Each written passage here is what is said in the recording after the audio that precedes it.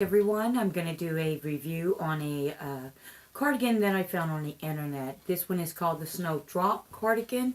It is crocheted, single crochets only. It's pretty nice. It says advanced, possibly, but I want to say it's more like intermediate. I think it's pretty simple, but a lot of people might find it a little difficult, especially when you get to the pocket area. But let's go ahead and do a little review.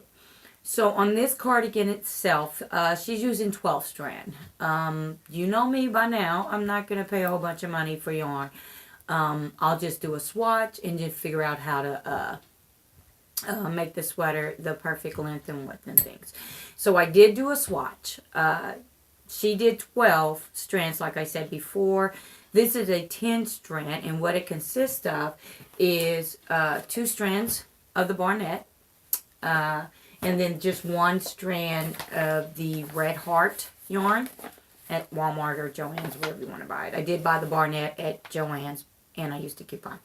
So I did do my swatch on her gauge thing. It says to do 4 inches across and then a 4 inches up, and your gauge should be perfect.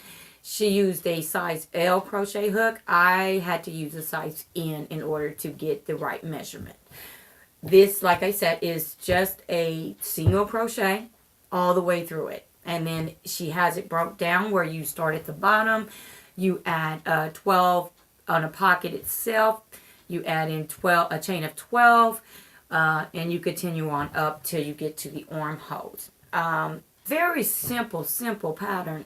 She says advanced. I'm gonna say maybe intermediate. It may be advanced for some because of the pocket itself. So this is how it ended up. There is 2 buttonholes up here, and that's very simple buttonholes. I mean, she's just skipping 2 stitches and then coming back and then adding them back on. So that was really simple. So you can see there's 2 buttonholes there. I did try this on last night. Sorry, I did try it on the night before. It was wrong on me because on the sleeves, she has it for a medium is 16 inches long. I must have extra long arms because all my sleeves need to be about 18. So I wasn't paying attention, of course. And I tried it on, and I ended up having quarter sleeves. And so I took it all back out, undid the attachment, took it all back out, and I added 2.5 more inches. And that made it come down to, past my wrist. And that's the length I like. So, and then also, as far as the length here goes, I didn't like it because I thought it set up too high above my waist. So I did go back and I added about 5 or 6 more rows to make it a length that I wanted it to be. This, it's a high collar on it, and the buttons are up here on the high collar. I think it's pretty cool looking jacket. I did send a picture of this to my mother-in-law, and now she wants one. So I think I'm going to do another one in cream for her.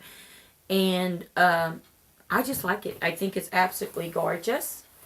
It is a heavy type of jacket type thing.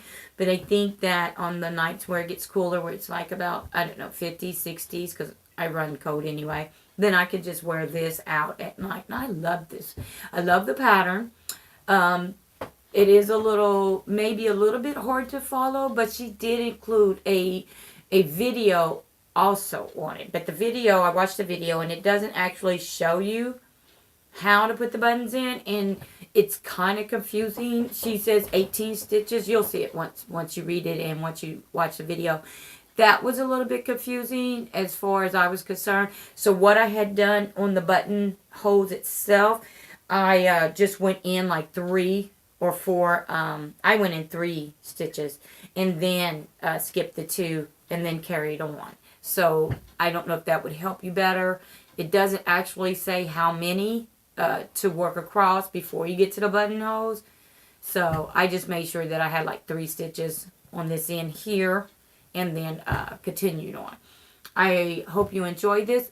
I will have the pictures at the end of this video, and also there will be a link to this particular pattern if you'd like to go ahead and try it. Just make sure, the one thing to make sure is that you do your swatch, your gauge thing, because you want to make sure that this is going to be the correct width and length and everything works out the first time. So I know this may be a little bit time consuming, but I love it. I always try to do that because since I do use alternative yarns, I do like to make sure I do the gauge thing.